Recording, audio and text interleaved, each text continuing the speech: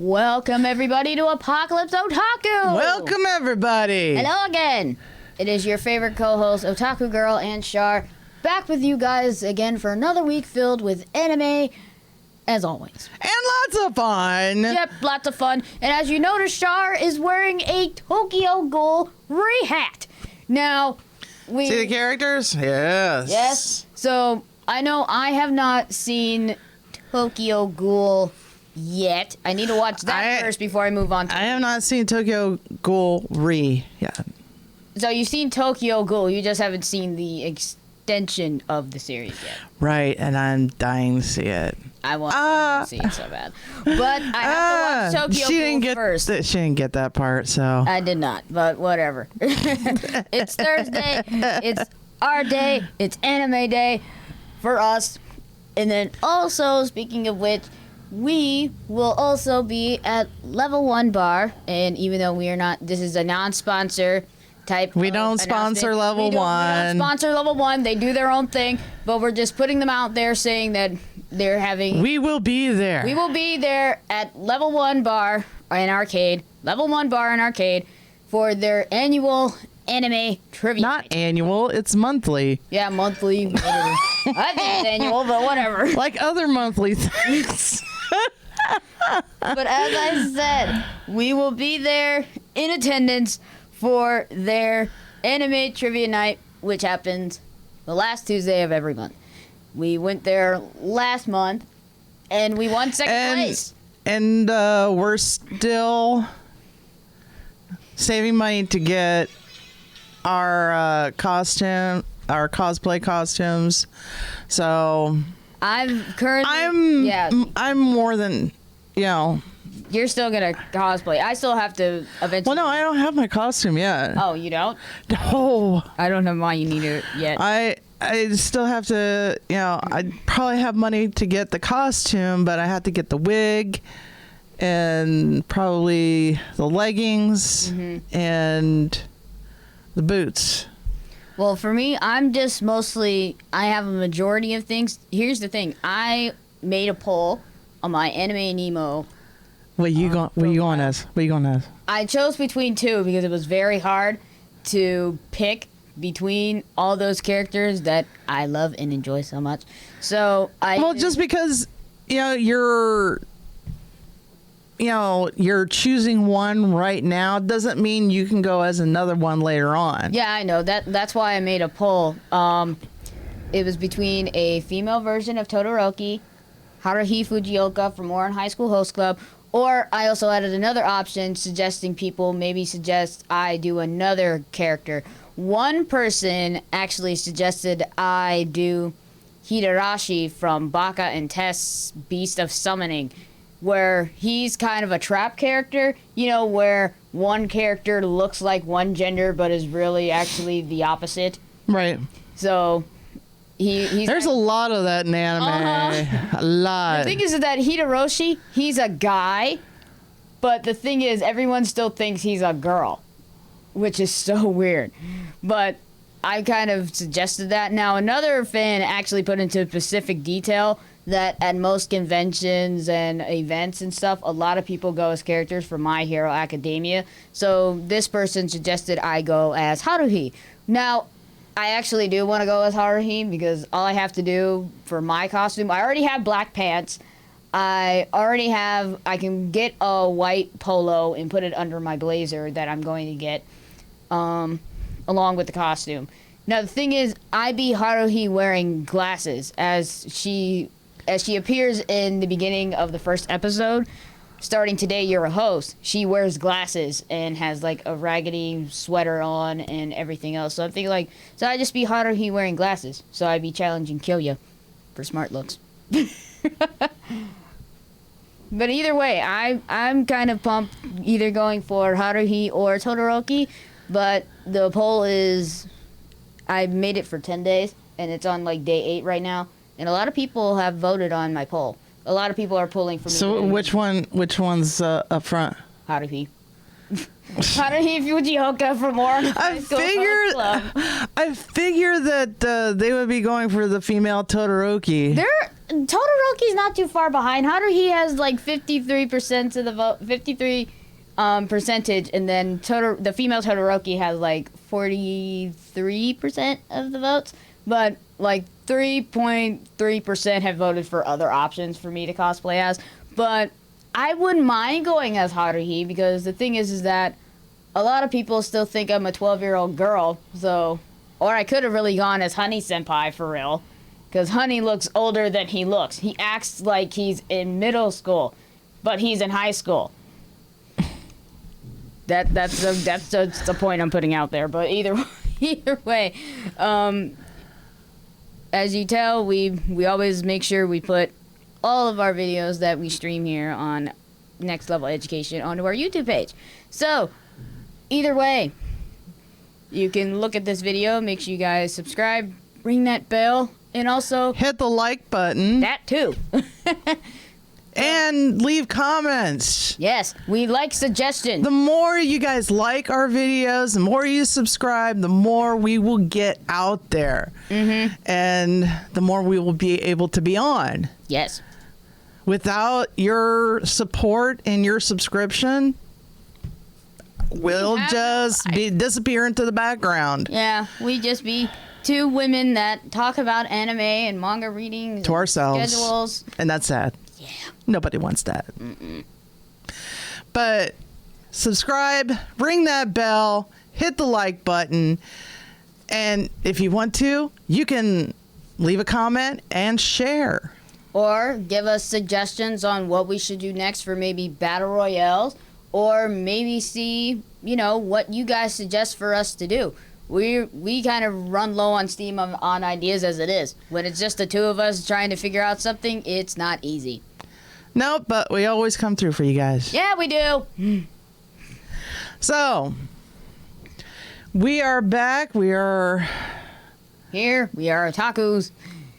And we have your Toonami schedule for this coming weekend. For all you weebs out there to listen up. All right. It doesn't look like it's changed much. No, it hasn't. It hasn't changed. It's the same as last week? Pretty much. Wow. Starting at 8 o'clock, we have Dragon Ball Z Kai. I'm wearing the shirt, but again, the series needs to die. A slow, agonizing death. And at 8:30, we have Dragon Ball Super. Yeah. And at 9 o'clock, we have Rick and Morty, and they're on for an hour. And 10 o'clock, it's Barry's favorite show. Family Guy. Family Guy. The show where Stewie never grows up. And same for Maggie Simpson. She doesn't grow up either. Mm-mm. And at 11 o'clock, we have Dragon Ball Super again. And at 11:30 is Genlock. Oh, that was the new series. Yep. That's the new series. And at midnight, another new series is Fire Force. Love that one. What episode is it on for there? The Hero and the Princess. Oh, I passed that one. But you know what? That's how they roll. That's no surprise. No, but it's so good though. 12:30 we have Lupin the Third Part 5. And 1 a.m. is Food Wars. The show that makes you enjoy anime food, and it looks amazing. Meh. It does. 1:30 is Black Clover. 2 a.m. is Boruto. 2:30 is Naruto. 3 a.m. is Mobile Suit Gundam The Origin, Advent of the Red Comet. And 3:30 a.m. is My Hero Academia. At 4 a.m. is Jimiseru Machu Picchu. Don't watch it. 4:30 is Bowmasters 9009. Another one of Barry's favorites. Don't watch it. 4:45 is Tigtone. Don't watch that either. And 5 a.m., they're on for a half hour. Aqua Teen. And at 5:30 is Home movies. And that is your Toonami schedule for this coming Saturday. Heck yeah. So, what do we have up next? Manga reading that were read from last week will be refreshed again in everyone's membranes today. Because it's a new week. So let's see. So it's the 15th today, the glorious 15th, where it's 84 degrees outside in Ohio. And I'm wearing jeans. Yeah, but that's her choice. Yeah. Well, mostly here in Ohio, we see people in the wintertime wearing shorts. That would be my son. I don't know why some people do that, but again, I think people that wear shorts in the wintertime are secretly lizard people. My son used to work with me, and he would be outside pushing carts with wearing shorts and a sweatshirt. Yeah. No jacket, nothing else. He's a lizard man. Well, it's because he's out there working hard, pushing carts, working up a sweat. But he's in a sweatshirt, and it's hot. Or what's it called? It was cold. Oh, okay. Never mind. Then that's different then. I said in the middle of winter. Oh, okay. I didn't hear the winter part. I did not hear the winter part. Yeah, he would be out there in the middle of winter pushing carts in shorts and a sweatshirt. There was a woman that actually came up to him and said, "Can't your mother actually afford to buy you a coat?" Oh. I was like, wow. and he told me that. I was like, just No. ignore it and do your job. Yeah. Okay, so we are going back about a couple days ago. So we're gonna start with Tuesday the 10th. Wait, no, that's September. Holy crap, I am way ahead here for a second. Okay, that's October, November. My things got mixed up. What the jizz? Do you want me to do the releases for me while you get your stuff in order? Yes, please. Okay. I'm going to do your Blu-ray and DVD releases while she gets her stuff in order. This is your releases for next week, August 20th. Yeah, next week. ACCA 13, Territory Inspection Department, Complete Collection, Blu-ray Essentials, Attack on Titan, Junior High Complete Series, Blu-ray Essentials, Free Dive to the Future, Season 3, Blu-ray and DVD combo set, limited edition, Kaijo, complete series, Blu-ray, Essentials, Orphan, which is a good series. You need to get this one. This Orphan is a very good series. It's very old, but it's very good. Complete collection Blu-ray. That means season 1 and season 2. So buy it. It's very good. Pokemon Diamond and Pearl Complete Series DVD episodes 1 through 51. Record of Gancrest War Volume 2 Blu-ray. Ronja, the Robber's Daughter. Blu-ray. The Big O. Another good series. If you don't own it, buy it. The Big O, the Complete Collection Steelbook Blu-ray.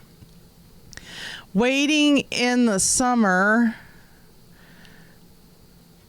Complete Collection Blu-ray Bilingual Edition.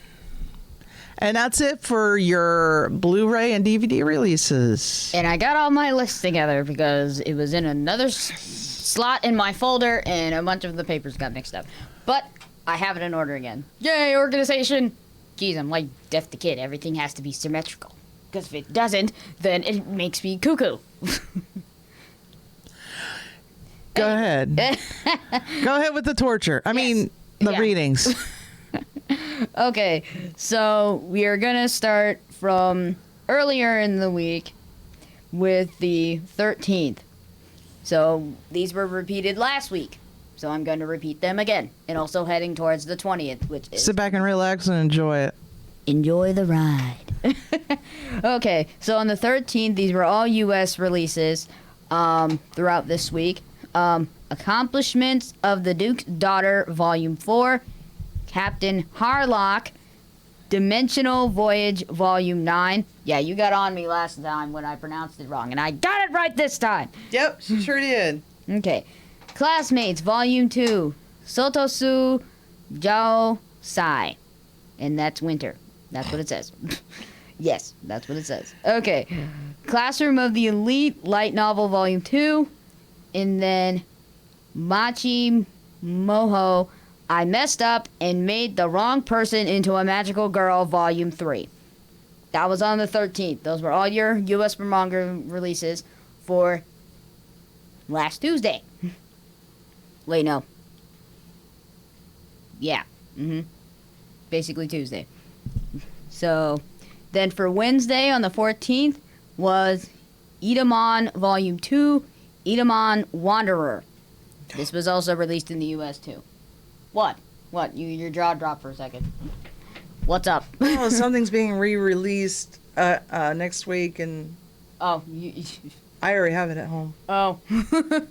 She's ahead of the video anime game, if you will. Not actual video games, but videos of anime. So she's way ahead of everybody else. Not really. Well, you kind of are, somewhat. On the old stuff, yeah. Okay, now heading towards next Tuesday for the 20th. So these are going to be a lot, so bear with me, everybody. Okay, so we have A Bride's Story, Volume 11, A Certain Scientific Railgun, Volume 14, Bakeno, Volume 11, Chiho School Road, Volume 5, Combatants Will Be Dispatched, Volume 1, Dimension W, Volume 15.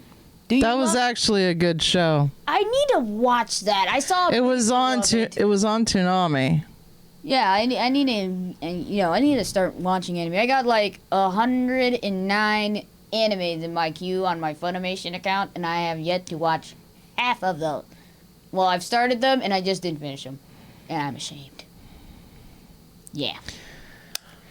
Yep, that's my anime life in a nutshell. I'm ashamed as a weeb and an otaku, but I do it anyway. Okay. Do you love your mom and her two-hit multi-strike attacks? Volume 1. Final Fantasy Lost Stranger, Volume 3. Happy Sugar Life, Volume 2. Okay. Hatsuharu, Volume 8. Is it wrong to try to pick up girls in the dungeon? Familia Chronicles. Depends. Episode Levu, Volume 4. And then the page continues. All right. And it showed the same title twice, so I'm not going to read it again. I've been killing slimes for 300 years and maxed out my level, Volume 5. Kanagiri Twin, Volume 3. Kingdom Hearts Recoded. I see Konosuba. something I need to buy. She's Sorry. she's having a bit of a wants to buy moment, but No, I have to buy because I never completed the series. oh, okay. Well, we'll discuss the series that you want to buy in a second. I'm almost done. Okay, Konosuba, God's Blessing on This Wonderful World, Volume 9. Miss Kobayashi's Dragon Maid, Emil's Office Lady Diary, Volume 2.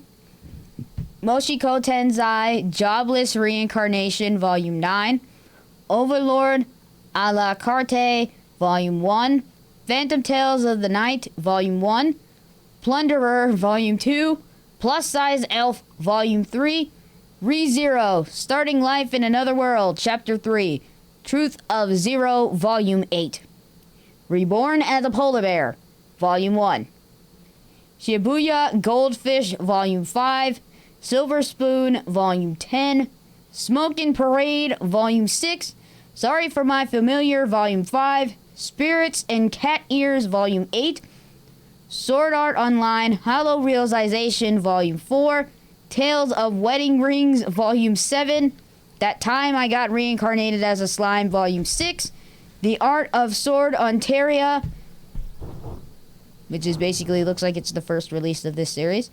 The Devil is a Part-Timer Volume 14, which will be a light novel and a manga, as well as Is It Wrong to Try to Pick Up Girls in a Dungeon Volume 14, which is a light novel. So that was a different title, but same series. Okay, let's see. The Genius Prince Guide to Raising a Country Out of Debt. Hey, how about treason? Volume 1. That's funny. The Royal Tutor Volume 12.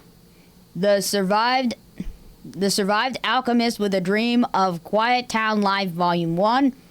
The World Ends the World / Raises the World Volume 1. Trinity 7 Volume 17. Val X Love Volume 6. And Wonderland Volume 3. And last but not least, Yowamashi Pedal Volume 12. Those will be all your releases. That's all your releases for this coming week and also heading into next week. All right, so what was the series that you have to buy that you were having a bit of a fit? A bit of a little fit, yeah. You were having one of the fits that tiny little, kid anime characters. No, I didn't do that. Well, you look like you were about to. Well, this one is called Kyokaro Mao. What it is, I'll read the synopsis for you. Okay. Yuri Shibuya is an average baseball-loving high school student. One day, Yuri tries to save his former classmate from a group of hoodlums. Yeah.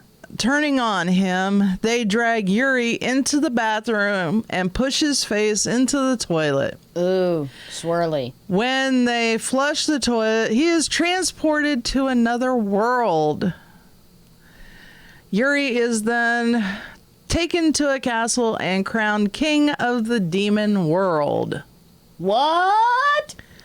Is he going to end up the leader of the land, surrounded by his extraordinarily handsome lieges, or will he make it back home? Okay, whoa, time out. So he's trying, so the main character of this series is trying to save his friend who is being attacked by hoodlums. Yep. Then they drag him into the bathroom, giving him a swirly, and he gets transported to another world through the toilet? Yep. Man, anime can make the weirdest transformation. Thank you, anime, for giving us weird stuff. Well, okay, that's probably one of the weirdest. And we love you for it. Yes, we do. But that's probably one of the weirdest. And he can go through any drain. That's the best part of it. He can go through any drain. What? That's insane. He can be transported through any drain, like a sink drain or bathtub or shower drain. Wow. Yep. It's the best part. Now, when you go and back, hopefully I didn't ruin anything for anybody. Yeah, if you have not seen the series, that is your spoiler. But it's been out for a while. And I have not been able to finish it because I broke my leg in 2010. So I started season 2. I got to the second DVD and that was it. Man. But that's so weird, though. I would have to start watching it over again. But it's always good to kind of go back and rewatch some of the episodes. No, it's actually fun. And oh gosh, at the beginning of the series, he gets a fiance. You want to know how? Is it a dude? 'Cause I can tell by the photo that I'm looking at, it's all dudes. There's not a single female in that photo. This guy was just screaming and yelling at him and, you know, giving him orders and all this stuff. And he just turned, this kid right here, he just turned around, hauled off, and slapped him across the face. Wow. Wait, it gets better. He said, quit being such a spoiled brat and grow up. And everybody was just stunned. Everybody was just like, Like he just slapped him. Holy crap. no, that's not it. When you slap a guy, that means you want to marry him. What? Man, okay. In their land, that's what it means. Wow. So, spoiler. Yes. Wow. Okay, now I'm gonna have to look that series up because I want to see it. I don't remember who put it out, but yeah. It doesn't say who put it out. We have to do research now. Research. Yay! But either way, I'll look that up later.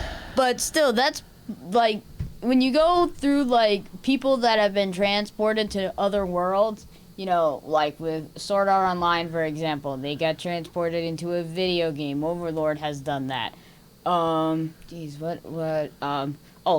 Lad has done that, where Fuyumi ends up getting transported to Staz's world through her closet. And then what other?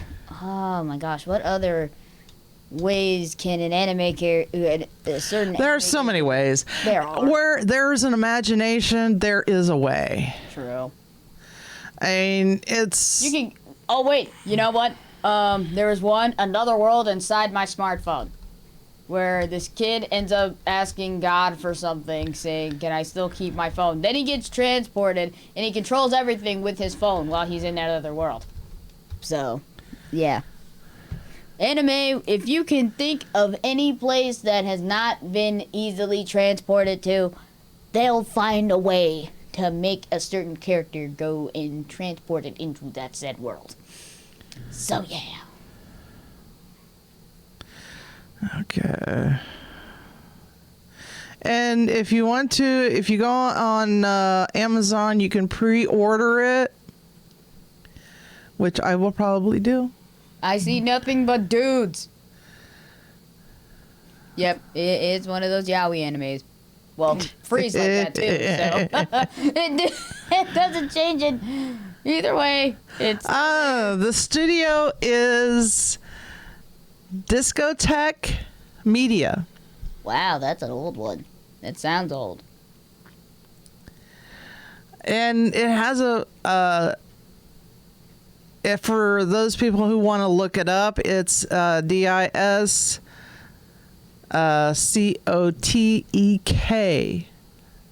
Media. It has a unique spelling, and it's, you know, I've been watching it, and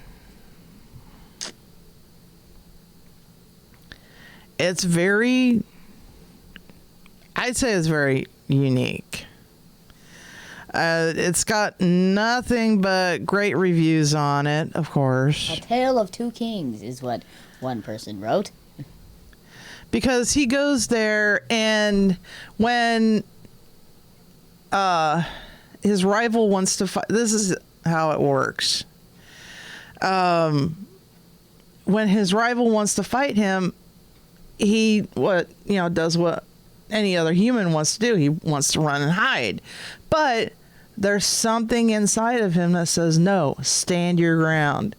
And that thing comes out, and when he speaks, people listen. Yeah, that's always a good thing. So they were like, that's the Demon King. Ooh. I spelled fire. And everybody bows down in reverence of him. Wow. I would love that. It's Wouldn't we all, though? yeah, I need to get this. Gosh. I'm going to have to...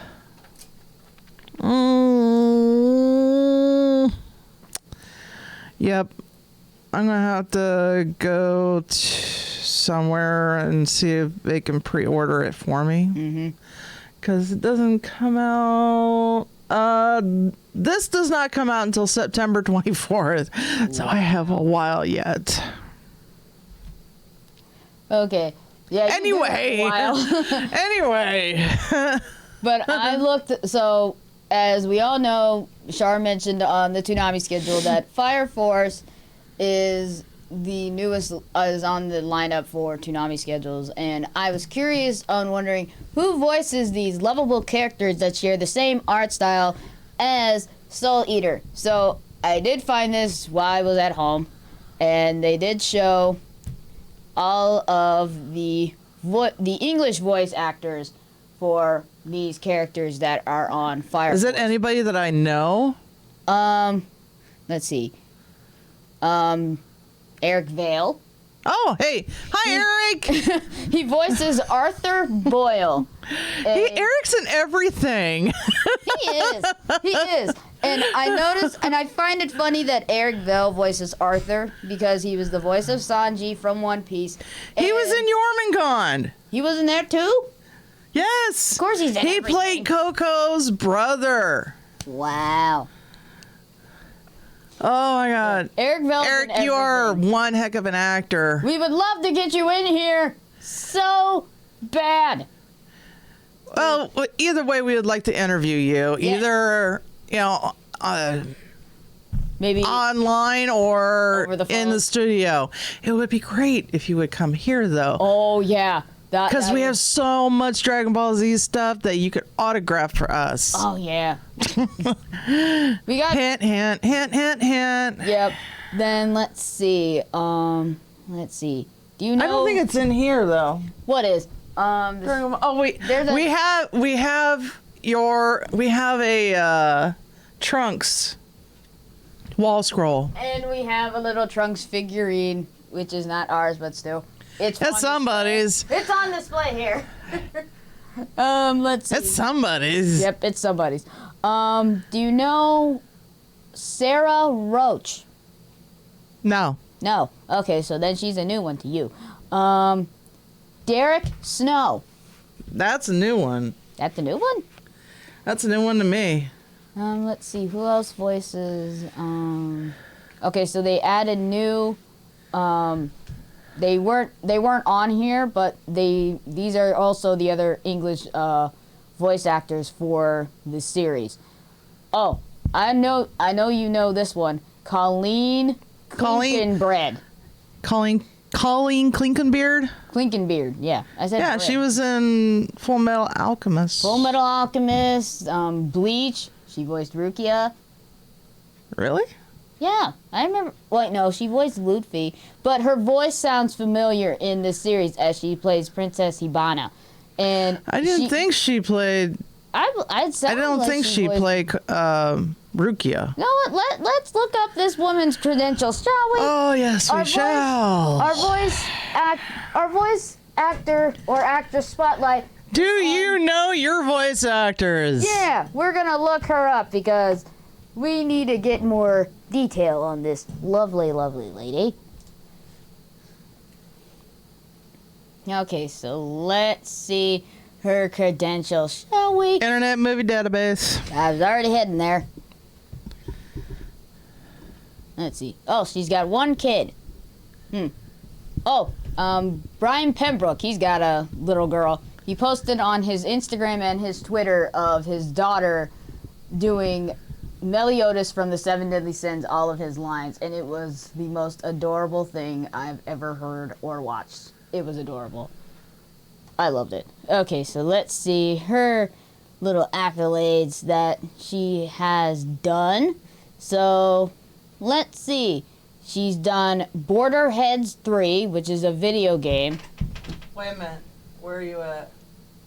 Right here, where under her actress, she's got 278 You don't want to credits. start at the top. Then where do you want me to start? All the way at the bottom? Well, wait a minute. Not all the way at the bottom. Then where? Just look and see if you can find Bleach. Okay, let's see. Gotta go up. Because Bleach would be on there a lot. Oh, she plays Akito Soma from the New Fruits Basket series. She's in Fairy Gone. Let's see. She was in Broly, Ruby, My Hero Academia, and Momo. Dance of Dragons, Darling in the Franxx, Black Clover, Charlotte, Overlord, Dragon Ball Z Fighters, Fighter Z, Cardcaptor Sakura,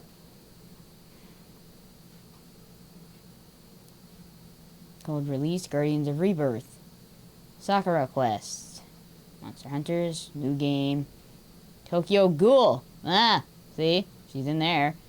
Fairy Tail the movie. She played Urza in Dragon Cry. Heard that series before. Yuri on Ice. Let's see here. Show. Handoku. Love Light Sunshine Ashima. See, One Piece. Ace Attorney, Divine Gate, Battleborn, Fairy Tail again, Seraph of the End, Dragon Ball Z Kai, Harmony, Noragami, Dance with Devils, Prison School? Ah, cool. Let's see. More One Piece. Oh, she was in The Boy and the Beast. Oh, that was a good movie. More Dragon Ball Z. Maria the Virgin Witch. Roller Girls. Oh, she was in You Know the Dawn as additional voices. Death Parade. Space Dandy. She's in that one. More Tokyo Ghoul. Ghost in the Shell. Arise. And Data Life. A Certain Scientifical Railgun. Attack on Titan. More Dragon Ball. The Walking Dead. Survival Instincts video game. Evangelion. Wolf Children. Oh, she played Hana. Macarene. I see. Meow. Doesn't look like she's on this. Yeah. I see no Bleach. And I was going to say the easier way. It sounded like, she was Rukia the way she sounded. Let's see. Oh, she was on Dead Man Wonderland. Cool.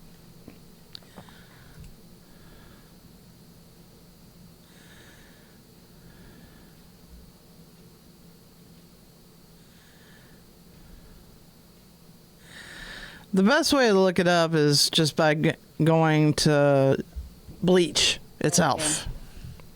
And it was Michelle Ruff. That played Rukia. Their voice, the way she sounded like it was the voice of Rukia, but clearly I was wrong.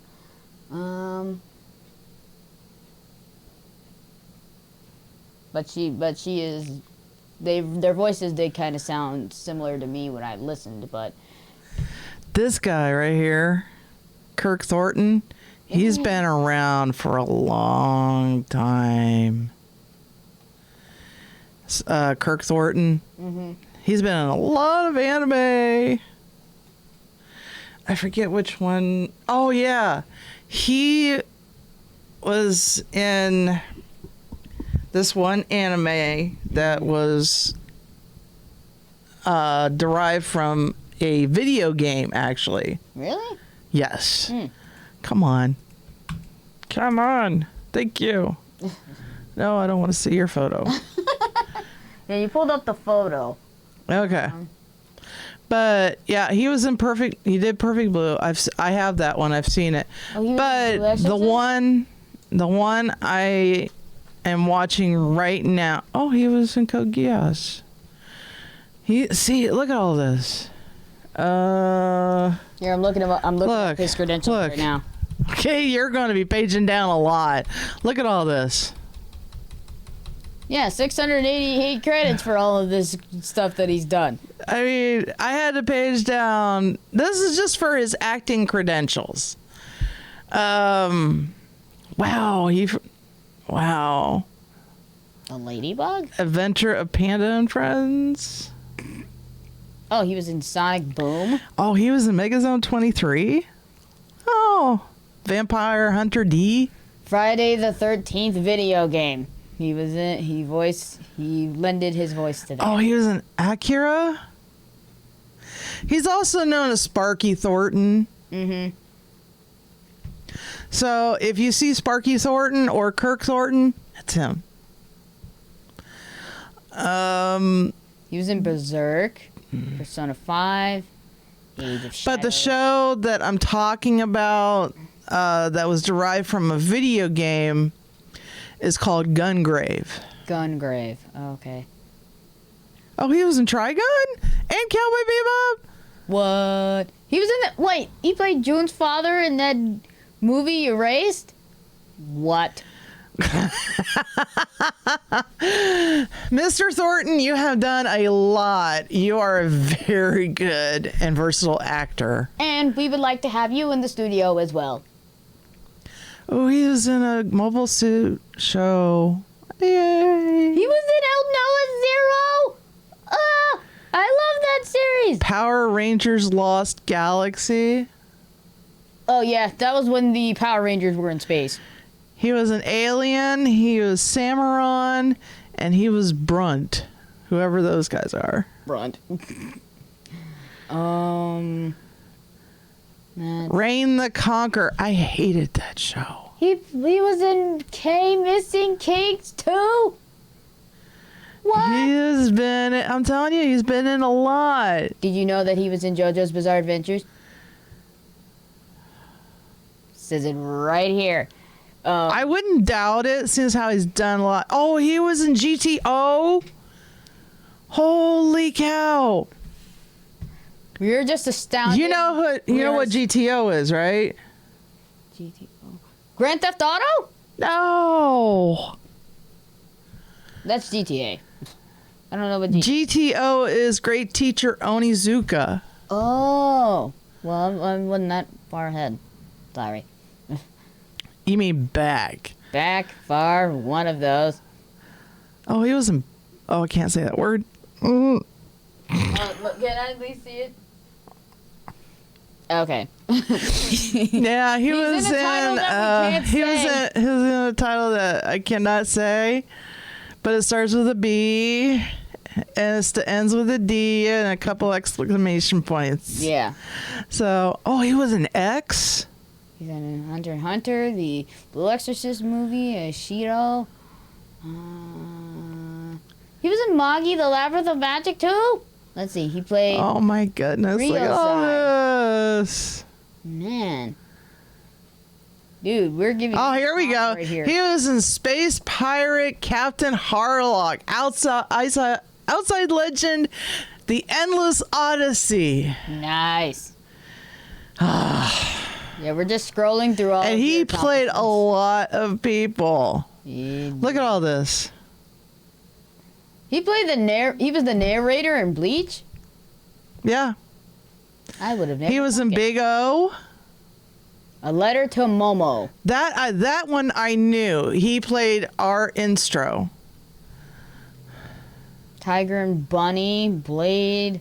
That was a miniseries. I've seen Tiger and Bunny.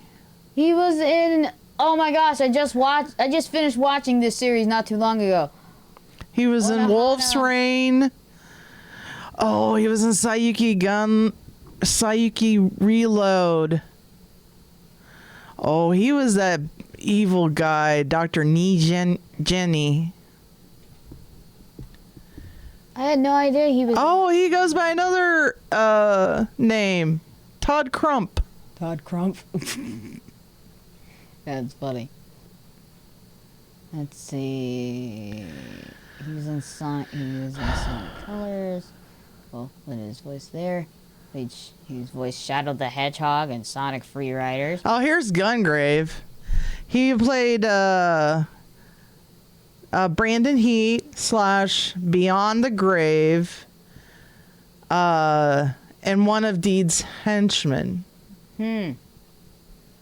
But this is in the TV series. So, he was in Mars Daybreak? Yes, I've seen that one. He was in Vampire Night Guilty. He was his butler. He was in Tenjo Tenge. I've seen that one. I have that one at home.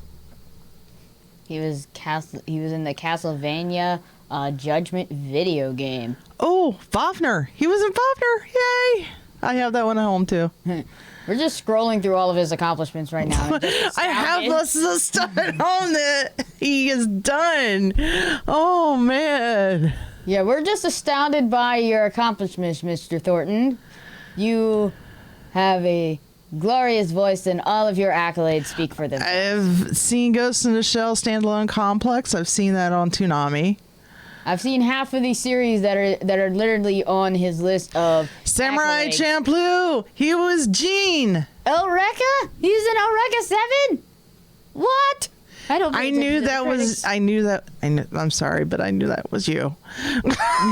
It's just you have that voice, that soft-spoken voice. No way! He was in Bo. That's the name. That's the legit name of the title. I know. Every time I hear that, I'm like, I have to laugh. Bo. That series is. He was in Naruto.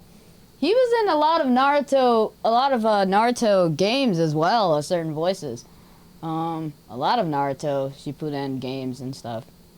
Let's see. He was in World of Warcraft. There it is, Gun Sword. That one, I guess, when we had trivia night. Oh yeah. He was the Claw. He was the guy that granted everybody the power to run the mechs. Oh yeah. I was like, he was a soft-spoken evil man.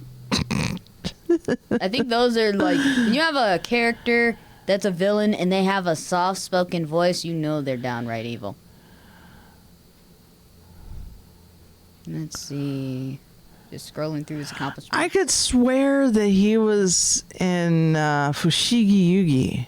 It's probably further down because you're starting like if you start from the top and then work your way all the way down. Let's see. I know how to do this. Cyborg 99. He was Cyborg 002 and Jet Link. Cool. There it is. He was in Power Rangers Wild Force. He was the Motorcycle Org. And he was a voice. He was in Chobits. So he only did a few. He was a pub employee, a Pez owner, and then a driver. So. Oh no. What? They only have the Japanese. They don't have the English voice ones? No. That's so wrong. Oh, that stinks. The Prince of Tennis. That was a series. Ooh, he played Steve in the Cowboy Bebop movie. There's another way I can do this. Well, he voiced it, at least. There's another way. I can find it. The Puppet Princess.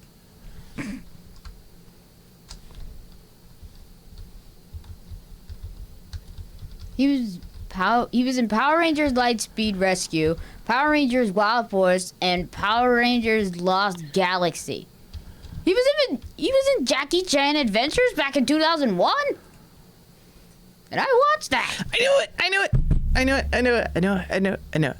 Rick Thornton. Kirk Thornton, he played Hotohore. Mm-hmm. Bridget Hoffman played Miyako Yuki. Wendy Lee, who we all know. She played Yui Hongo, which was Miyako Yuki's friend, but yet also her nemesis. Oh. So, frenemy. Yeah, frenemy. Let's see.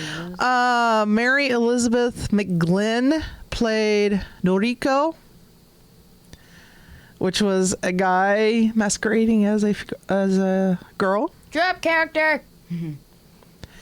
And Darren Norris. Everybody knows who Darren Norris is, or at least his voice. He played Tatsuki. You know who Darren Norris is, right? Yeah. He's done lots of voices. Richard F. Carr played Mitsukake. And Shawn Michael played Chichiri. Oh, he was in Trigun too. Kurt Thornton. I said that. Oh, you did? Yep. Oh, you were way, way down. Power Rangers Turbo? I started at the bottom. Oh, well, I didn't. But for those of you who don't know what Fushigi Yugi is, it's the Book of the Four Gods. It was a book that originated from China, and it was translated and made its way to Japan. But it comes to find out that it's a spell, and it takes the person reading it to that into the land of the book after they turn the first page. Whoa. So, when they turn that first page,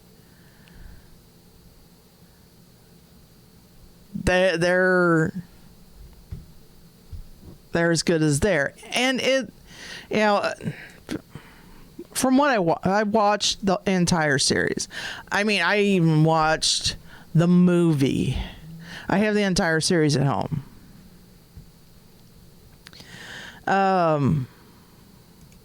But let me see here.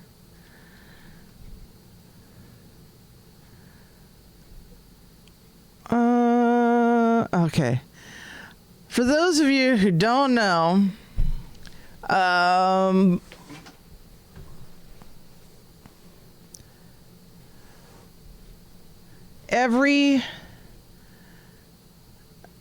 person that's transported into the land of the book will become the priestess of whichever land they end up in. Mm-hmm. The one that Miyaka ended up in and was chosen to, be in the book, because both of them were chosen. Mm-hmm. Because both of them were transported. The book chose Miyaka over Yui. Wow. And she was transported into the land of the book. And as soon as she chose to be the priestess of Suzaku, because there are 4 gods. You have Suzaku, Seiryu, Genbu, and Byakko. I think that's the 4th one, Byakko. Each god has 7 celestial guards that are chosen by the gods. And all these characters like Noriko, Tatsuki, Mitsukake, Chichiri, Tamahome, which was one I didn't mention for good reason, because, well, he's now a screenwriter, a major screenwriter. So, if you want to know the rest of it, all you have to do is go on YouTube and watch it, because it is a very, very long show. I mean, incredibly long. But Tamahome is voiced by David Hayter. And for those of you who don't know, if I remember correctly, I think he was one of the screenwriters for the X-Men. The original X-Men movie. Oh, okay. So he hasn't done any voice acting other than giving the voice to Gears of War, the snake guy. It was Dave Hayter? David, Hayter.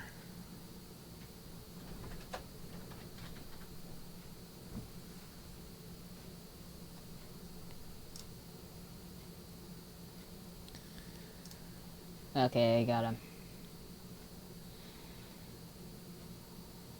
Oh, he cut his hair. Yep. He's got acting and writing credentials, so let's see. Hot Streets, that was a TV series. As a matter of fact, let me go all the way down to see where he started from. Let's see. Gundam, Yu Yu Hakusho, the movie. Let's see. Blackjack, Fushigi Yugi. There it is. Memories, first AVO. And then Fushigi Yugi, The Mysterious Play. The majority of his acting was done on video games, though. I see he would voice the Captain America, Steve Rogers, and then Bryce Huntington from Spider-Man, the animated series from 1996 to 1997. And then Metal Gear Solid, X-Man. What was his character in the Metal Gear? He's got two. Well, actually three. One, the Metal Gear Solid, where he was Solid Snake. Yeah, Solid Snake. So basically all Snake was through it. Then Museum Cop in X-Men, and then the X-Men Evolution, he played Captain America. Yeah, he's mostly known for playing Solid Snake. Mm-hmm. He was in Star Wars, The Old Republic, video game he voiced. Let's see. Long Dark. Super Smash Bros. Ultimate, Solid Snake. And then The Flash was his, well, up to his latest, Bloodstain, Ritual of the Night. He's a narrator for a video game, and then also The Flash, where he was known as King Shark. So, yep, those are his credentials.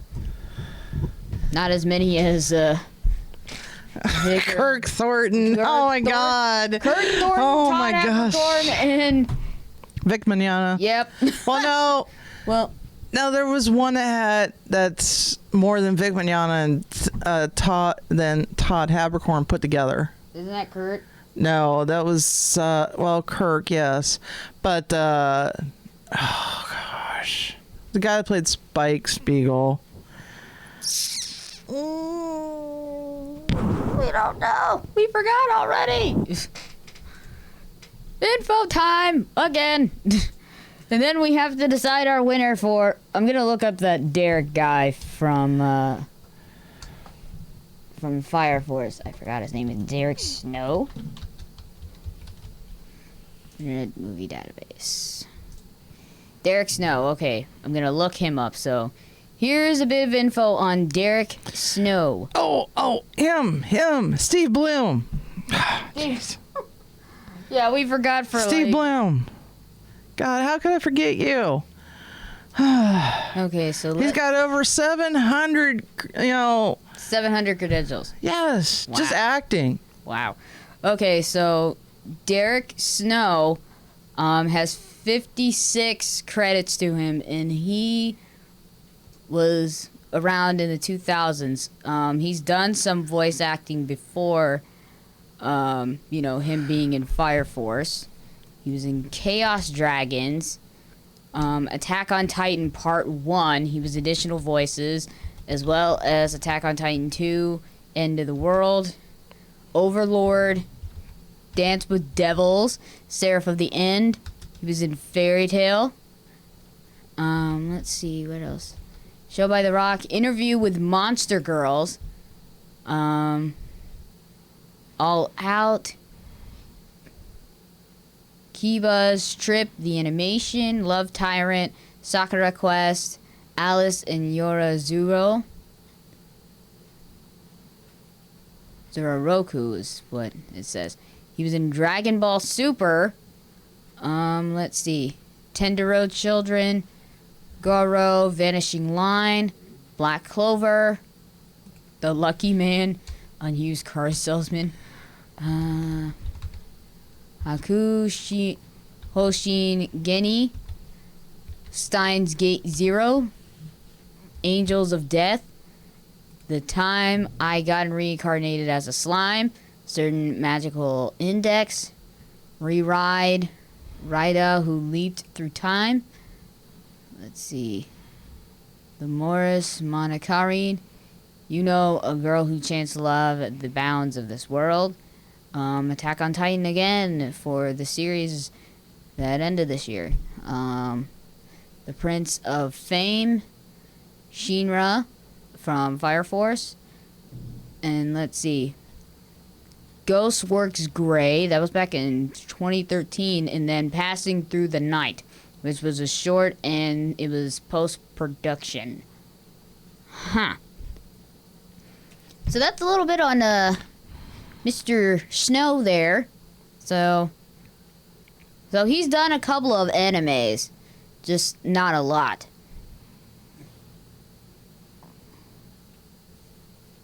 Who are you looking up now? Actually, this guy. Paul June? Mm-hmm.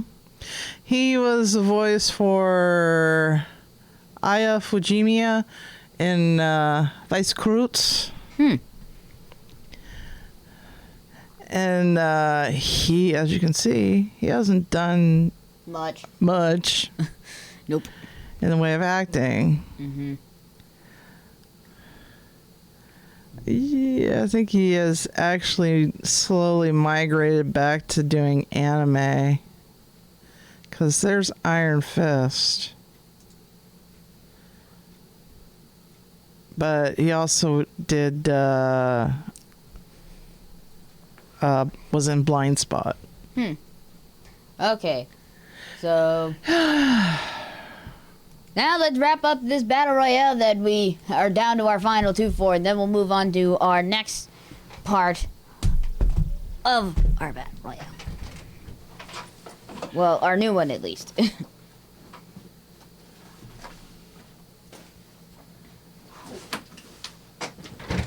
So if you guys watched last week, we narrowed it down to our final two competitors for our Jormungand versus Black Lagoon. And man, there were a lot of votes for this one, but I don't think you'd be surprised on how this one ended.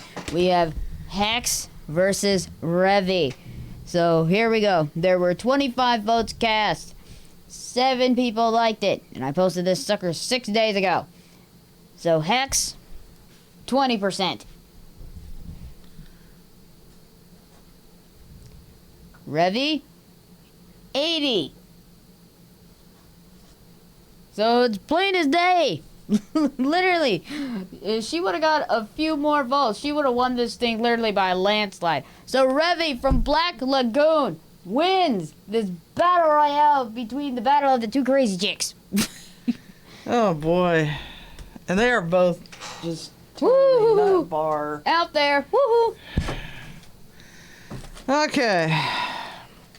And for those of you who've been wondering, what are they going to choose next? Well, I decided we would do samurai next. Ooh.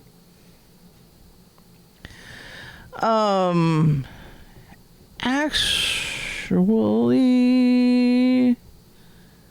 You don't look like I'm going to change this. You don't look like you're 100% sure. No, I'm going to change this.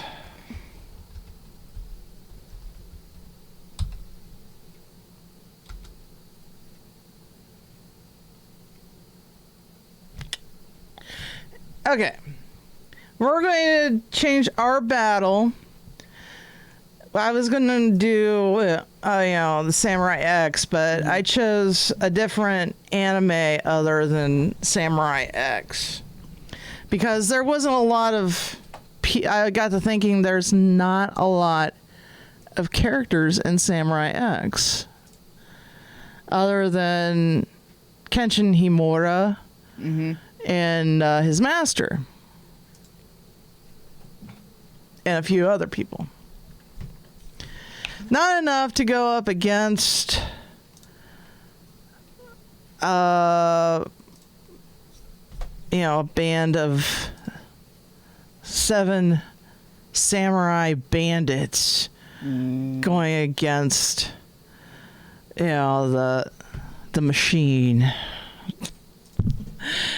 Okay, so what we're gonna do is we're gonna do Samurai 7. For those of you who have seen it, you know it's awesome.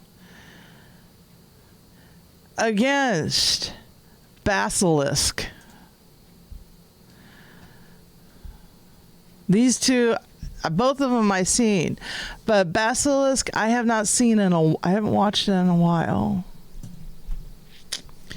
So I'll have to get it out and rewatch it. But for those of you who don't know what Basilisk is, I'll read a synopsis. It's a series written and illustrated by Masaki Sagawa. The anime produced in 2005 by Gonzo. So both of these are produced by the same company, Gonzo. Closely follows the manga, aside from Here,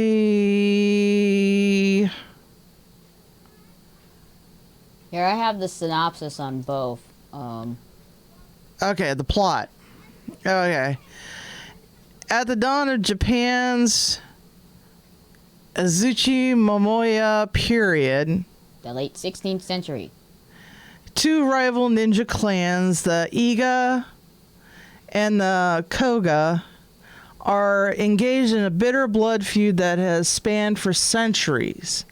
The fighting finally ends when Hattori Hanzo the First succeeds in forging a ceasefire between the 2 clans by conscribing both into service of Tokugawa. The man who seized power to become shogun from Japan's first truly stable form of centralized government. Regardless, hostilities and bad blood remains between Koga and Iga, ensuring a tenuous coexistence at best. Fast forward to the year 1614, Ieyasu, if I can pronounce it correctly, has retired from power, although he still wields considerable influence within the government, and passed the torch to his son, Hidetada. Unfortunately, a succession dispute has risen concerning which of Ieyasu's grandsons are destined to take up the reins of power when their father finally decides to step down. The various government retainers are beginning to take sides, and the Tokugawa shogunate is on the verge of tearing itself apart. In order to solve the problem before it spirals out of control, Ieyasu orders the no hostilities pact between Koga and Iga canceled and promptly commands each clan to send 10 of their best ninjas to enter a ruthless and bloody competition to kill or be killed. Each clan will represent one of the 2 factions supporting Ieyasu's grandsons. The names of the selected fighters recorded on 2 identical scrolls will be marked out in blood upon their death. The clan that slays the chosen 10 of the other will be given favor for 1,000 years, while the grandson they represent will be pronounced the undisputed heir to the shogunate. Prior to the conflict's renewal, Koga and Iga's 2 young heirs, Genase and Oboro, respectfully, were betrothed to each other in the hopes that their union would finally dispel their clan's long-seated animosity toward each other. Forced headlong into separate sides of a conflict they want no part of, Genase and Oboro must now choose whether to kill the person they love or lead their entire clan to annihilation. Wow. So that's It's very deep. And for those of you who do not know the plot of Samurai 7, listen up. Samurai 7 tells the story of a village named Kanai, set in futuristic world that has just witnessed the end of a massive war. Scores of villages are terrorized by Nobu series bandits, but the Nobu series are no normal bandits. They were once samurai who, during the war, integrated their living cells with machines to become dangerous weapons. Now appearing more machine than man, absolute power corrupts, and their reign of terror is increasing its hold on the countryside. The elder of Kana village has this Kana village. See, I was saying it right. I don't know why I added extra stuff. Kana village has decided that to protect the village, they must hire samurai to fight against the bandits. However, the village has no money and thus must find samurai willing to protect the village for a payment of rice. Yep, when you have no money, you pay them with rice. Which is not bad. Okay, 3 members of the village leave to attempt to recruit samurai. They travel to the city and search for samurai willing to work. And after finding several samurai and having a few encounters with local government, they return to Kana village to prepare defenses against the bandits. The samurai train the villagers in the use of bows, building walls, and constructing a giant ballista to defend the village against ballista to defend the village against the bandits. After successfully defeating the bandits, the samurai then launch an attack upon the capital to defeat a power-hungry ruler who has recently risen to power as emperor. After heavy casualties for the samurai and the near destruction of Kana village, the capital is finally defeated. It's actually a really good show. It looks good. All the characters look like they have their own stories to tell, or they've all been through something. But anyway, I want to see the series. It was on Toonami at one time. Then they took it off.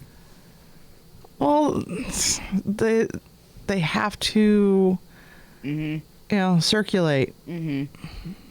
Oh, tell that because they have Dragon Ball Z on there, and they haven't let that sucker die yet. No comment.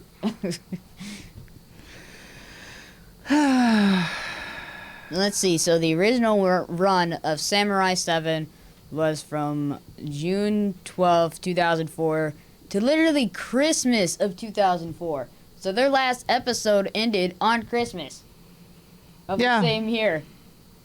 How long was Balastic on? I think that I'm saying that right. Basilisk? Basilisk.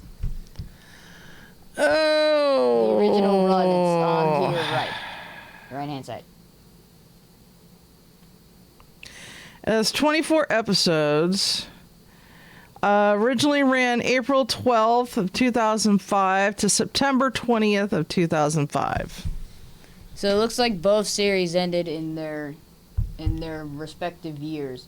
Yours has 20. Your series has 24. Mine has 26 episodes. So 2 more episodes more than that series, whose name is hard to pronounce. Basilisk. Basilisk. Basilisk. Basilisk. No. There's. We'll discuss this later when we're not on the air. I can't pronounce certain words. It's not a crime. It's just hard. Okay, so It's gonna be Samurai 7 versus Basilisk. the battle of samurais. Which samurai will come out on top? Well, it's gonna be a samurai either way. Duh. But from which series? But for right now, Revi has won it all for Jormungand versus. Black Lagoon. There you go. Black Lagoon remains supreme in this battle royale.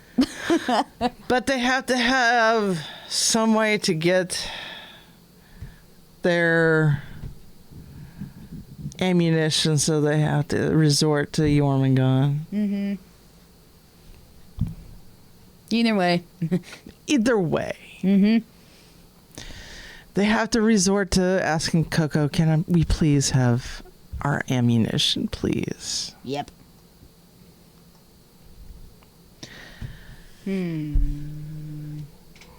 Sonny Strict. Oh, he voiced Kozo. Wait, no. Kaizo. There we go.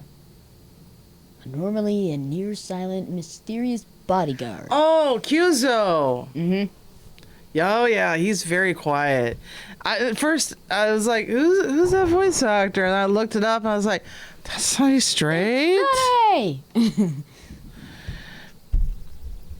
It's so low, and he says very little. I was like, it doesn't sound like Sonny Straight to me. He's usually more animated and, is more funny. But in this one, he's like all serious and. Oh no, she was in Samurai 7. Who? MR. Oh. But I bought that before. For all of this content. Yeah. Behold of our beloved Ed, who is in our lovely background. Well, this one was licensed by. Gonzo. No. In America. Oh, yeah. Madman Entertainment for Australia. For us, it was Funimation. And a lot of Okay. different stuff. That off. It's driving me insane. Can I wear it? And then dog hair has gotten in it. Okay, never mind. I don't know how, but it did. I keep pulling dog hairs off of me. All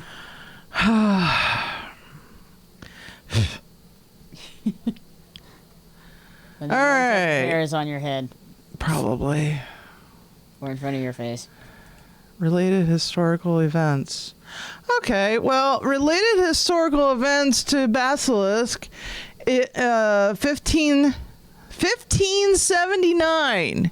1579. Oda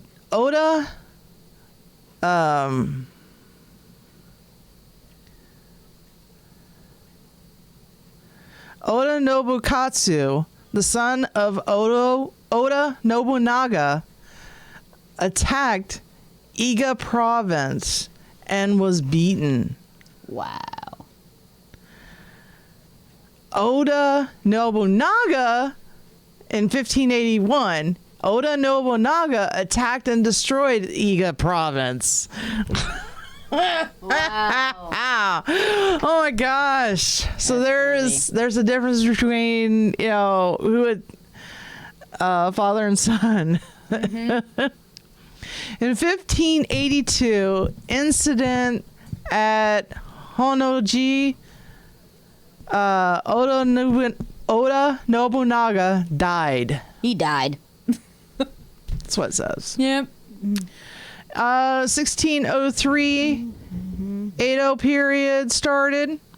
Tokugawa Ieyasu reestablished the shogunate, third and last in Japan's history, and became the first shogun of the Tokugawa shogunate. Woo!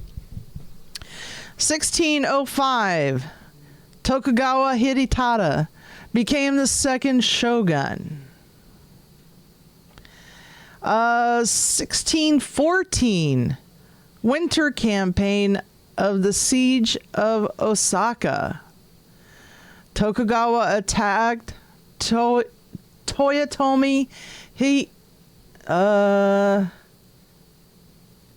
Hideori? Something like that. Yeah. Whatever. 1615, summer campaign of the siege of Osaka. Wow, they stay there until summer? Wow.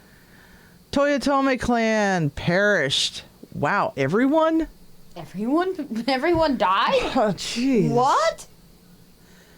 1616, Tokugawa Ieyasu died. He died. 1623, Tokugawa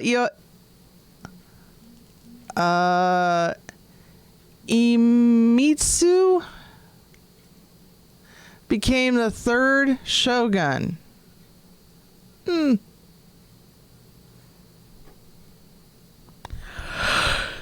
So those are the related historical events surrounding that anime. yes. Cool. For those of you who don't know, Samurai 7 is related to the Seven Samurai, which was actually a book. Written a long time ago. And it's been featured in so many films. Like, I believe Delta Force, What, like The Samurai? Magnificent Seven. What do you mean, like samurais in general, or just like the? Just the idea of it.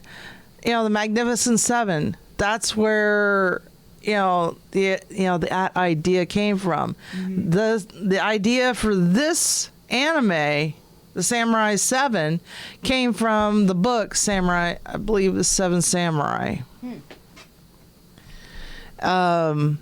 The idea is that seven samurai who are willing to just be paid with food. I would be willing if somebody's going to feed me. I would. I would be willing. Forget money, pay me in food. If you give me shelter and food, hey, I'll take it. I'll train you and feed and eat. Mm-hmm.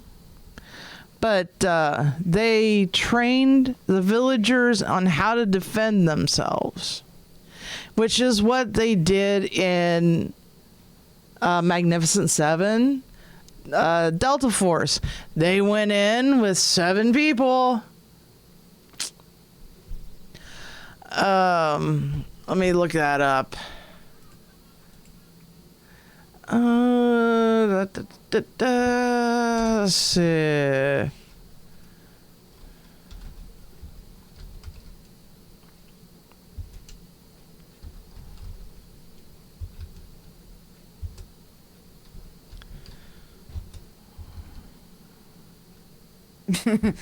Movies had wow sandwiches.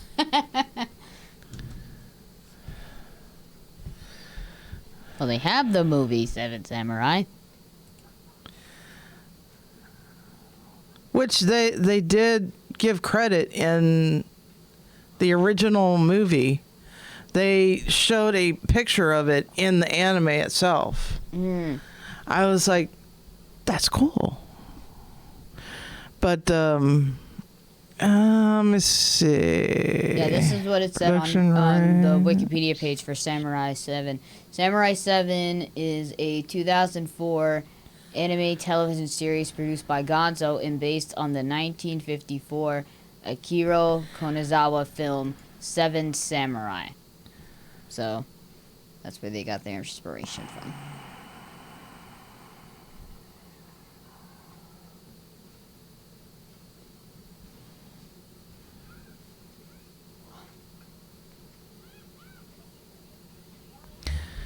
Let me see.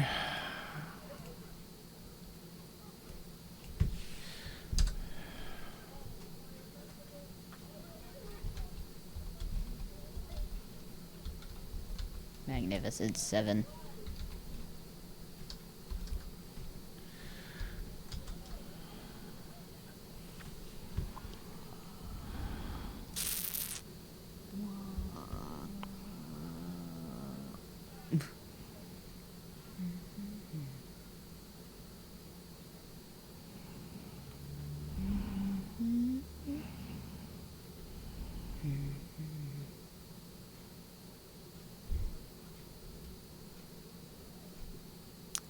The original script was written by Shinobu Hashimoto and Hideo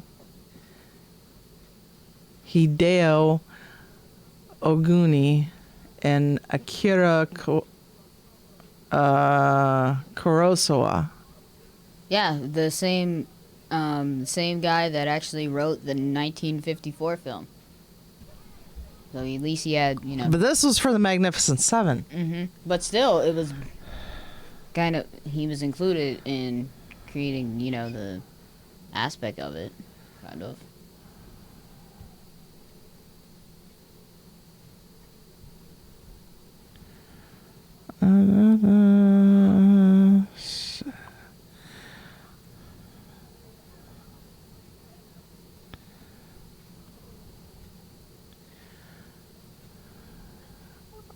I want to know what the book is.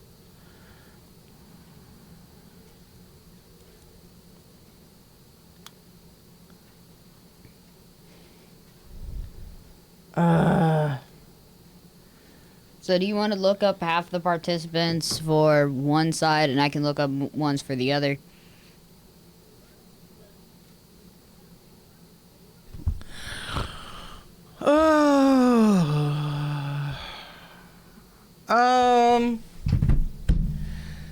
Which side you want to look up? Well, I already got my Samurai 7 up, so I'll just look at each character individually, and we'll kind of go from there.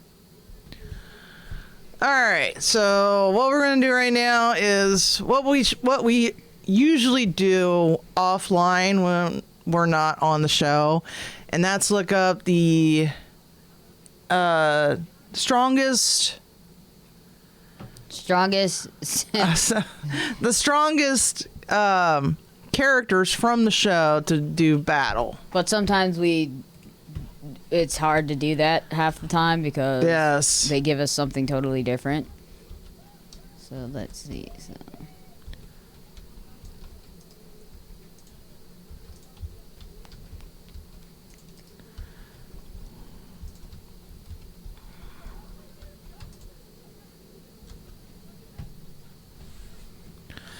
Yo, right off the bat.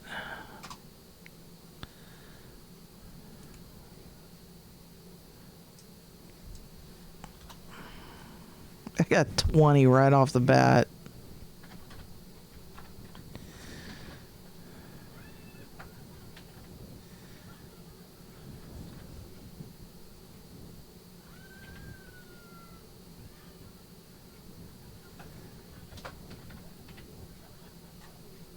He's just downright ugly.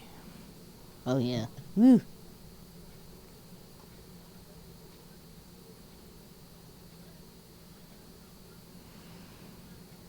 how is she strong?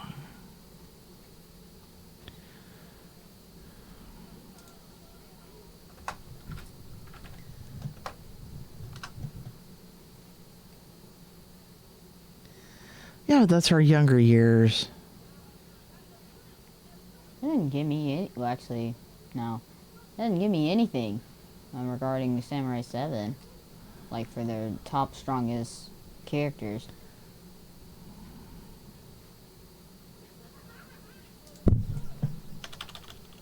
Let's see.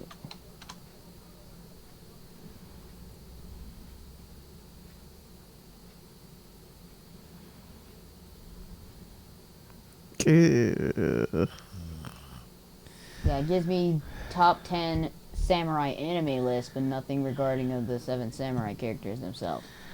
All you have to do is put the strongest Samurai 7 characters. That's what I did the first time, and it didn't give me anything.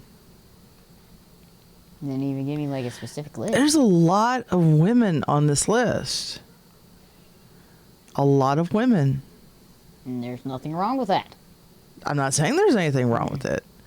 I'm just saying there is a lot of women on this list.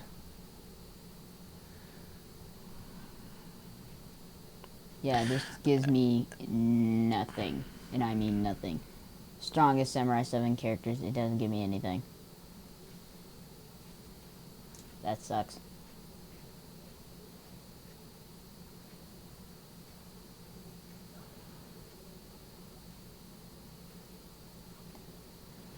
Yeah, it does not give me anything over here.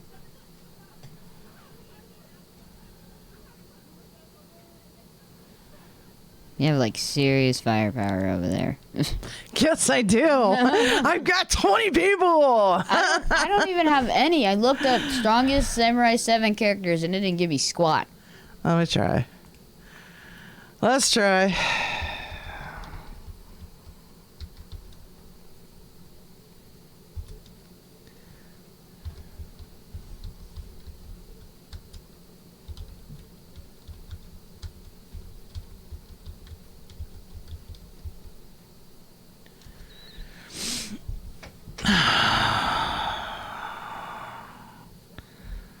You like the 3 best characters from 7 Samurai.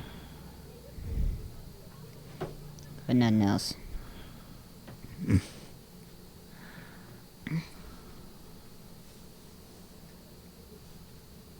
It gives you nothing.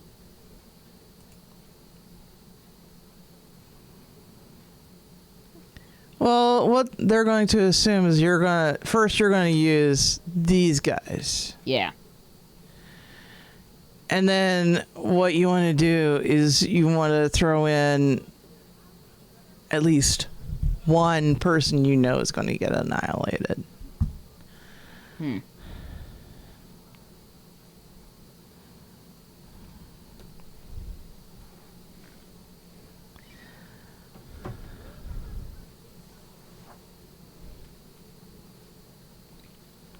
sucks that it doesn't give me a list or anything. No, it doesn't, but here's Grade Saver. Oh, well, Kambe's the leader.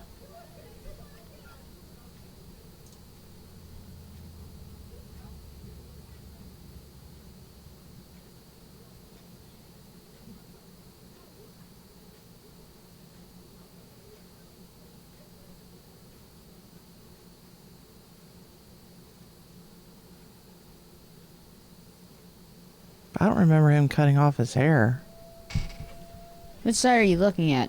Let's see. This one is what is? Oh, Grade Saver. I'm looking for it. Hey, Run Tomato House. I think I might have passed it, maybe.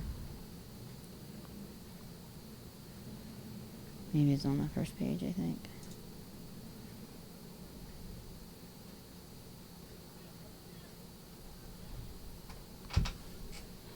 It's just a character list, that's all.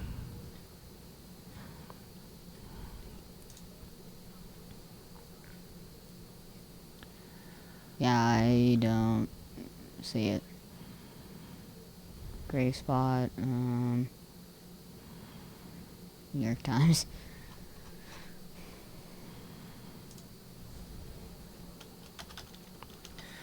And plus, you have to spell out 7. In case you just put a 7. That's what I did.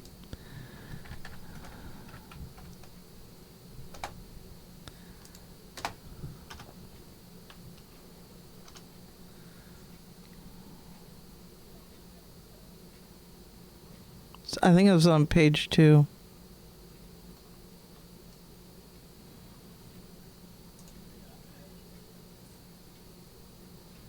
See Ranker. 7 Samurai characters. Cast list of characters from Samurai 7. I gotta go look at this.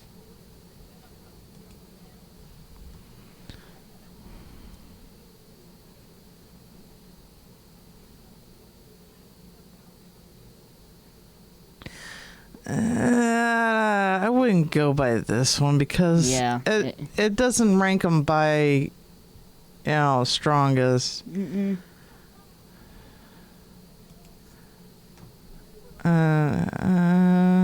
I see nothing. Why is it so hard? Okay, so go down. It's under, it's down here. Oh, hold on. Let me put, You're on the same page. If you go down here, it tells you their characteristics and everything. what, on like page 2? Yeah. Okay.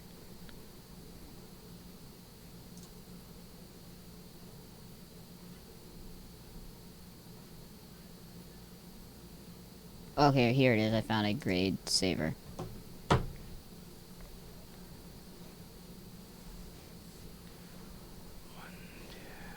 Okay, so Kanbei, Loribei, Kazuyo,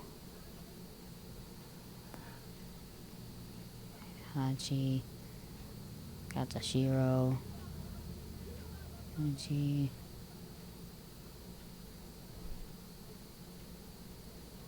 and then Shino.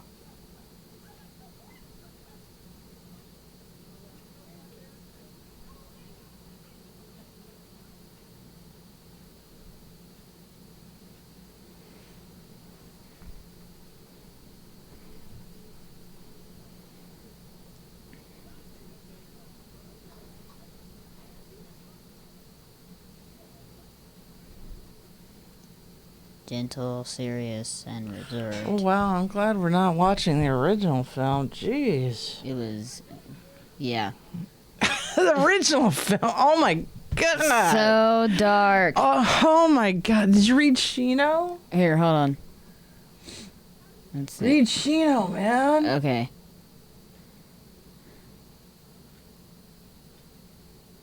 Wait till you get down to the bottom of that one. Woo!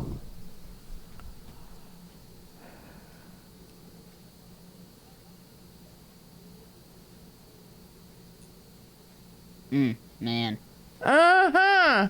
That poor girl. Mm. Yeah, that's what this list is based on. It's actually based on the original film. Which is crazy. But, this tells you their characteristics, basically. Mm-hmm. And the first two are actually your strongest. Mm-hmm. Kanbei and Gorbei. Mm-hmm. Gorbei. And Kyuzo is another one of the strongest. So that's 3. Heihachi, if I remember correctly, in the anime, Mm-hmm.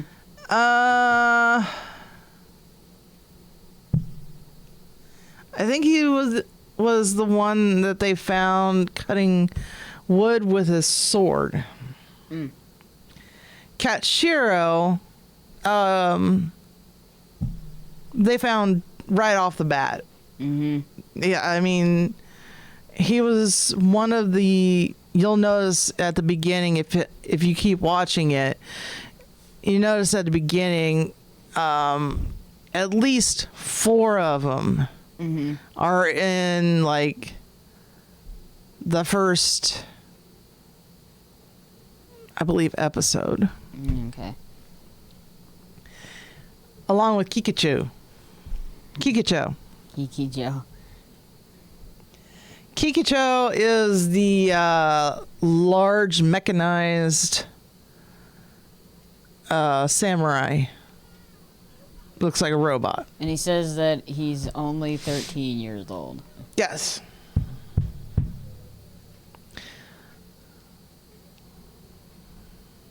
And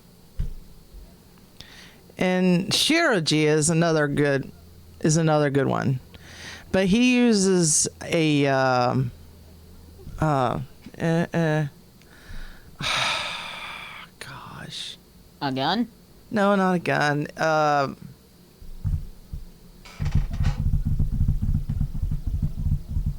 want to say staff, but that's not right. Bow staff?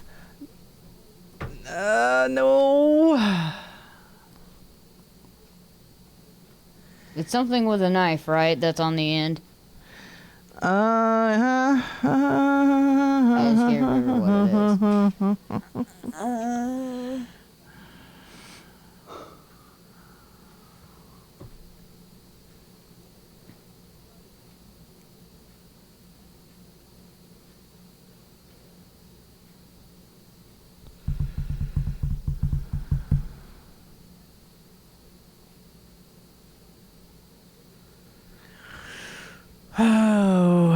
Oh well. You'll find out. Yeah. I'll keep a look. So, looks like I got, hold on, so, like 1, 2, 3. Rikichi is a villager who has gotten the taste for battle after a while. Looks like, yeah. So Rikichi is probably going to be, the guy you just throw in there and say good luck. Yeah. So let's see. So we got 1, 2, 3, 4, 5, 6, 7, 8. So that's pretty much my 8 that I have. You got yours? Let's say. 1, 2, 3, 4, 5. Get the muscle man old man in 6, there. 7, 8. And funny enough, my top 8 Are all dudes. they're all dudes. They probably got. I mean, there's women on the list. I mean, the person that's after number 8 and number 9, it's a woman. They're women.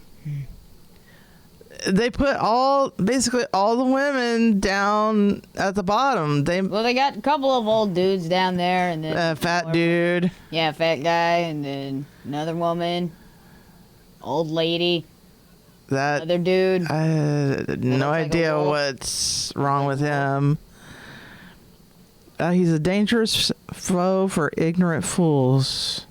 Jubei is a mysterious and tricky assassin.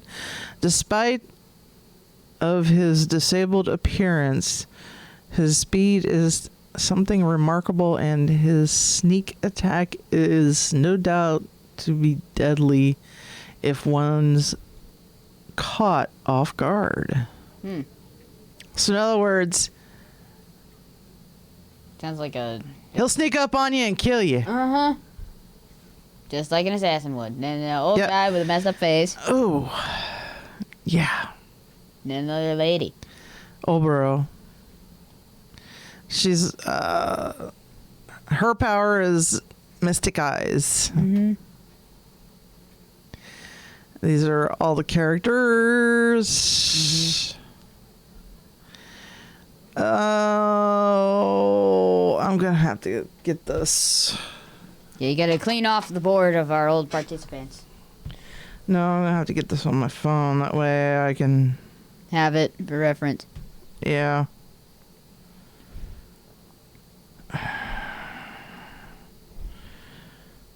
Let's see. Oh, don't want that up there.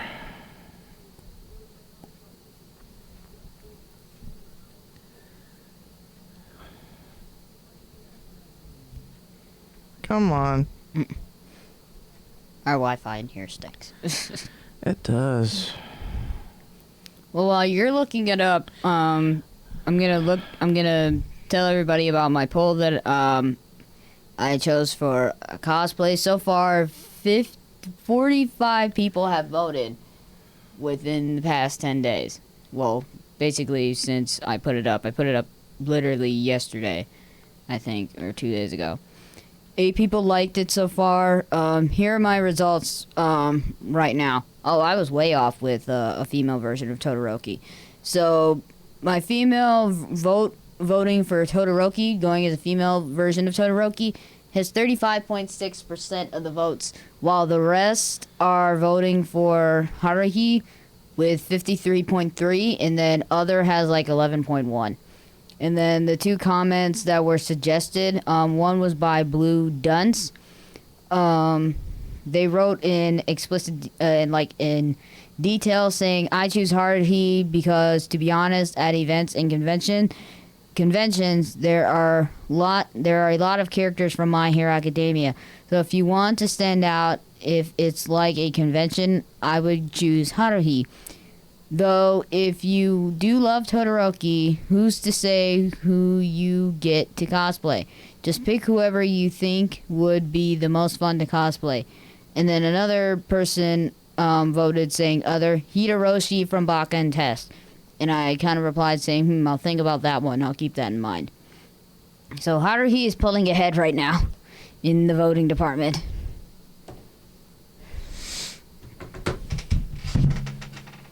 Got it. Oh, I got a bookmark on my phone. All right. Well, that's good. I'll look this up when I get home. So it's Grade Saver. I'll just look up, Samurai 7 characters and then go down the line. So, yep. So let's see. It's only 4:49, going on 4:50. Oh my gosh. Watched any new anime or caught up on any anime while you were at home? Actually, I've been watching Gungrave. Gungrave. Huh. Cool. And I'm almost done with it. Wow. I know. Shocking. Usually I just fall asleep and forever and forever and forever. But, I'm actually almost done with it, so I'll be starting another one soon. Nice. Plus, I've been still watching My Hero Academia. And, On Toonami. Yeah, and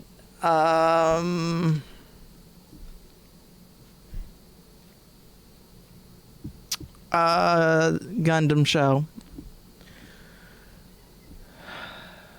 And I didn't notice this before, that your cover on the mic kind of matches your shirt a bit. 2 different shades of pink. The mic cover that's on your mic. Different shade of pink, but still, it's pink. I watched several animes and Shocker. Started a new one. I did finish not too long ago Onihana, the flower we saw that day. It was so good. Oh my gosh, I cried at the end of the last episode of how touching it was. Let's see. I'm currently watching Astra Lost in Space.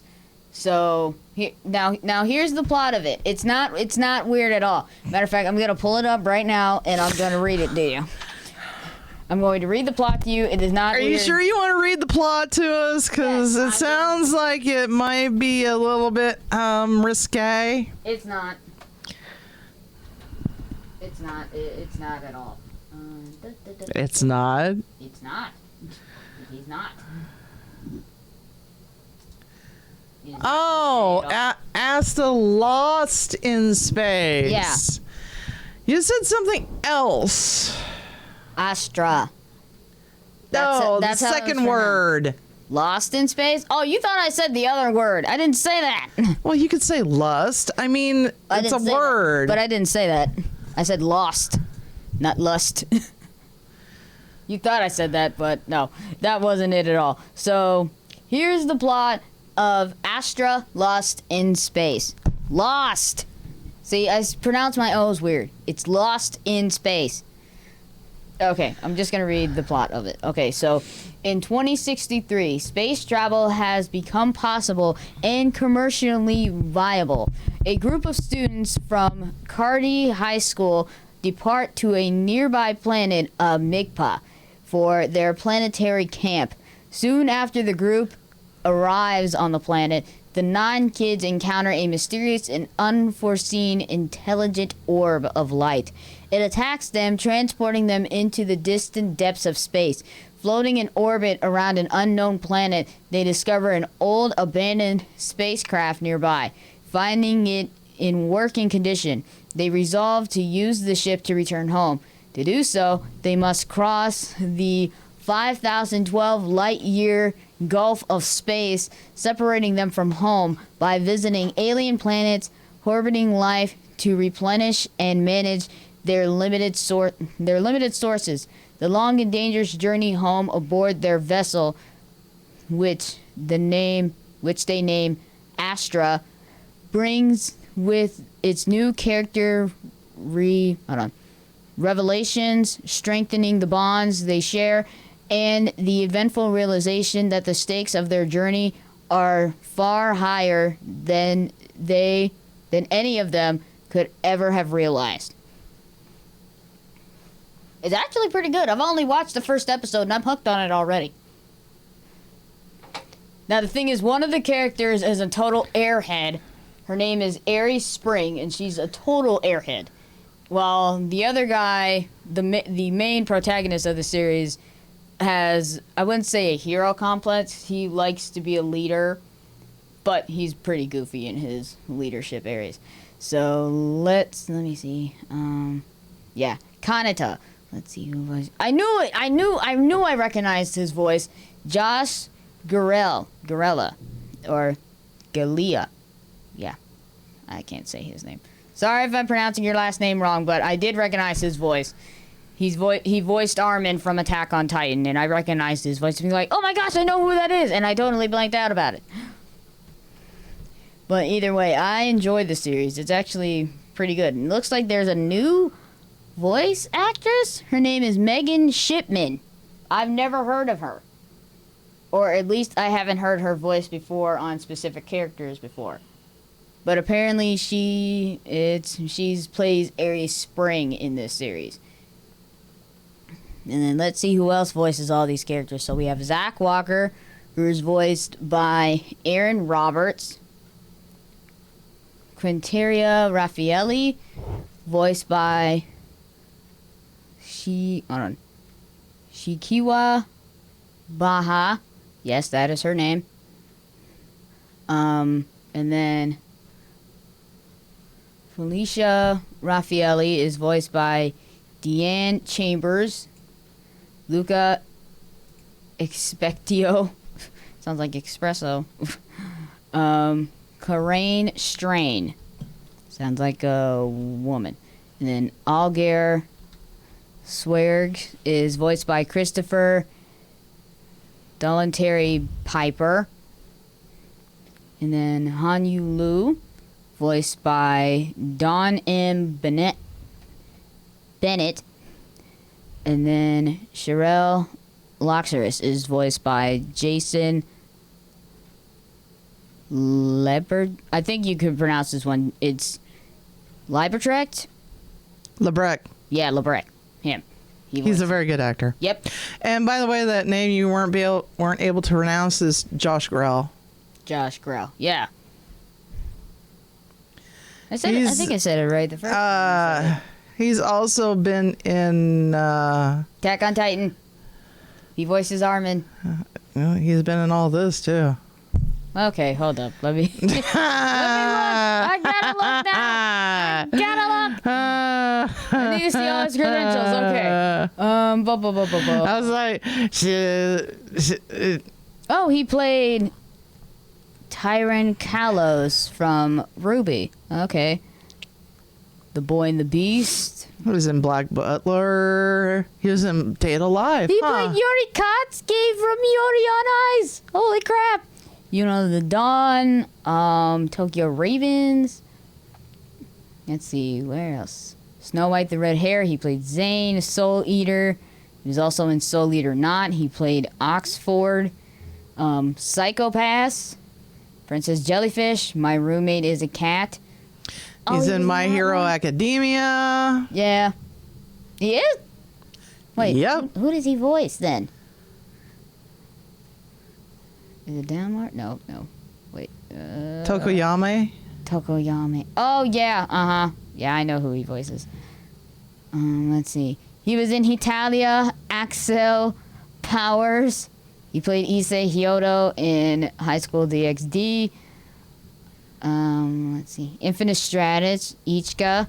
I remember that one. I saw that one. Vision of Escaflowne. Death Parade, Data Life, Brothers Conflict, Baka and Tess. He plays Yoshi. King Edward the Fourth. Yeah, Fourth. Yeah, he's done a lot.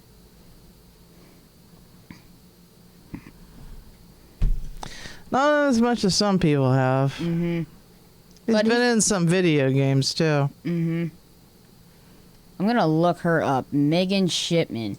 Let me look her up while we got a few minutes. We got like 2 minutes until we're out of here. I'm gonna look up Miss Megan and then we'll say our goodbyes.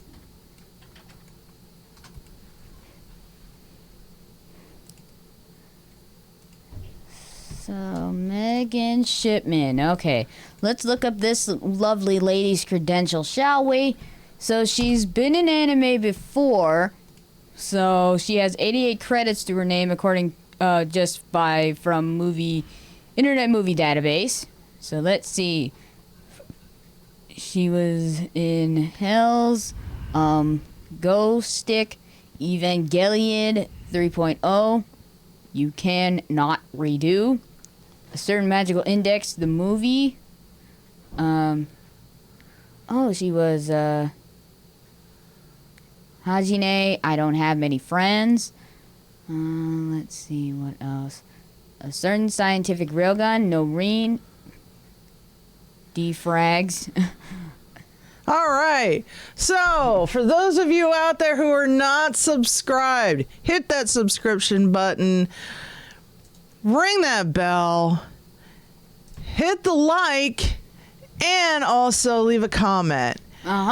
We would so much appreciate it if you did all those things. That way we can climb higher and become much better. Exactly. Also, we will be at Level 1 Bar doing the monthly anime trivia With everybody else out there. with all of our fellow weebs. With all our fellow fellow weebs and otakus out there that are located here, right here, in old corn-husking Ohio. Yeah. Well, we got a lot of farmland out We're here. Buckeyes, dadgummit. Yep. We're Buckeyes. Yep. Born and bred. Yep. Anyway, you guys have a magnificent day and keep watching anime till you die. And we'll see you all next week.